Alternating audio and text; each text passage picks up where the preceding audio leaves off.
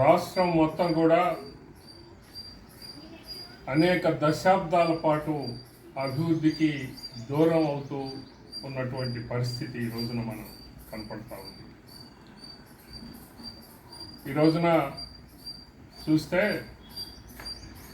రేపు ఎల్లుండి నుంచి అంటే మే 1వ తారీఖు నుంచి ఇన్ని నాళ్లుగా ఆయన చేసినటువంటి విధ్వంసం, దోపిడీ, అవినీతి, భూ కబ్జా ఇవన్నీ చాలవన్నట్లుగా మే 1వ తారీఖు నుంచి ల్యాండ్ టైటిలింగ్ యాక్ట్ అమల్లోకి వస్తూ ఉంది.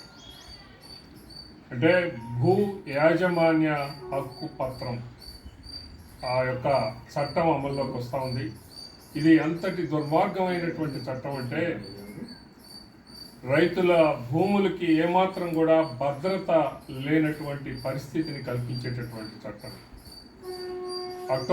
పోయిన అక్టోబర్లో చట్టం చేయటం అనేది జరిగింది. రేపు మే 1వ తారీఖు నుంచి ఇది అమల్లోకి రాబోతా ఉంది. దాదాపు 16 రిజిస్ట్రార్ ఆఫీసుల్లో ఈ రోజున అది అమల్లోకి రావటం కోసం ఉత్తర్వులు ఇవ్వటం అనేది జరిగింది. రాబోయేటటువంటి 15 రోజుల్లో మళ్ళా అన్ని రిజిస్ట్రార్ ఆఫీసుల్లో కూడా ఈ యొక్క చట్టాన్ని ఇంప్లిమెంట్ చేయమని చెప్తా ఉన్నారు. ఈ రాష్ట్ర ప్రజలందరూ, రైతులందరూ కూడా అప్రమత్తులై ఉండాల్సినటువంటి అవసరం ఉంది. ఇది ఒక దోపిడీ చట్టం. ఇది మన యొక్క ప్రైవేటు ఆస్తుల్ని కబ్జా చేసేటటువంటి చట్టం. ఇది ఈ చట్టం అమల్లోకి వస్తే మన ఆస్తులు ఎక్కడా కూడా మిగలవు, అరాచక శక్తుల పాలవుతాయి అనడంలో ఎటువంటి సందేహం లేదు. దీనిలో ఉన్నటువంటి వాస్తవం ఏమంటే ఇది పూర్తిగా ఏదైతే అధికారంలో ఉన్నారో అధికార యంత్రాంగం యొక్క ఇష్టాయిష్టాల మీద మన యొక్క ఆస్తులు మరి ఆధారపడేటటువంటి పరిస్థితి. మనం గనక ఒక ఆస్తిని అమ్ముకుంటే ఆ ఆస్తికి ఇప్పటి వరకు కూడా మనకి రిజిస్ట్రార్ సంతకంతో మనం స్టాంపు పెట్టి రిజిస్టర్ చేసి ఆ తర్వాత ఒరిజినల్ డాక్యుమెంట్ మనకి ఇవ్వటం అనేది జరుగుతుంది. కానీ ఎల్లుండి నుంచి ఆస్తుల అమ్మకము, క్రయ విక్రయాలు వీటి మీద వచ్చేటటువంటి ఆ ఒరిజినల్ పత్రం ఏదైతే ఉందో అది మనకి ఇవ్వబడదు.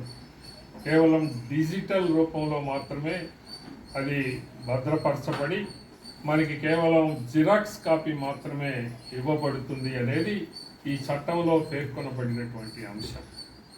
ఆ తర్వాత ఆ యొక్క ఆస్తి మనది అని అనుకోవటానికి 90 రోజుల లోపల ఎటువంటి అభ్యంతరము, క్లెయిము రాకపోతే అది మనదైంది తప్ప ఈ 90 రోజుల్లో ఏదేని అభ్యంతరం వస్తే అది పూర్తిగా వివాద రిజిస్టర్లోకి వెళ్ళిపోతుంది.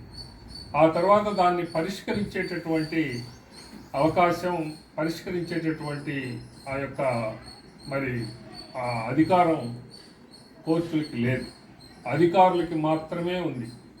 అది 2 సంవత్సరాల కాలంలో గనక దాన్ని పూర్తి స్థాయిలో మనం పరిష్కారం చేసుకోకపోతే అది మనది కానటువంటి ఆస్తి అయిపోతుంది.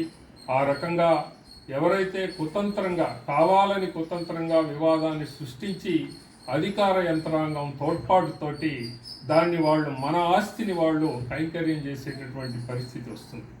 ఇంతటి దుర్మార్గమైనటువంటి చట్టాన్ని ఈ రోజున జగన్మోహన్ రెడ్డి తీసుకొచ్చాడు. అంటే ఎలాంటి మనిషి ఇతను అనేది మనం అర్థం చేసుకోవాలి. ఇప్పటికీ రాష్ట్రంలో మరి ఆ రోజు నుంచి వచ్చిన రోజు నుంచి కూడా విధ్వంసాన్ని మొదలుపెట్టారు. ప్రజావేదికని కూలగొట్టారు, రాజధానిని పూర్తిగా శిథిలం చేశాడు, మరి పోలవరాన్ని పూర్తిగా ఆపివేశాడు. ఎప్పటికవుతుందో కూడా తెలియనటువంటి పరిస్థితి. అలాగనే ఈ రాష్ట్రంలో ఉన్నటువంటి ప్రభుత్వ ఆస్తులన్నింటినీ కూడా తనఖా పెట్టారు. చివరికి సచివాలయాన్ని కూడా తనఖా పెట్టి అప్పు తెచ్చాడు.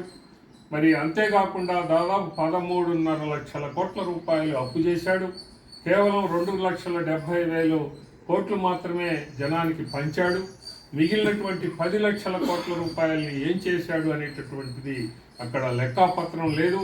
ఇలాంటి స్థితిలో ఈ రాష్ట్రాన్ని తీసుకొని వచ్చి ఈ రోజున చివరికి మన రైతులు, మన భూములు, మన ప్రైవేటు ఆస్తుల్ని కూడా కైంకర్యం చేసేటటువంటి దుస్థితికి ఈ రోజున ఈ రాష్ట్రాన్ని తీసుకొచ్చాడు అని అంటే ఇంకా మనం ఈ జగన్మోహన్ రెడ్డిని మనం ఉంచాలా, ఇతన్ని మనం ఇంకా కూడా సహనం వహించాలా అనేటటువంటిది ప్రజలందరూ కూడా ఆలోచించాల్సినటువంటి అవసరం ఉంది.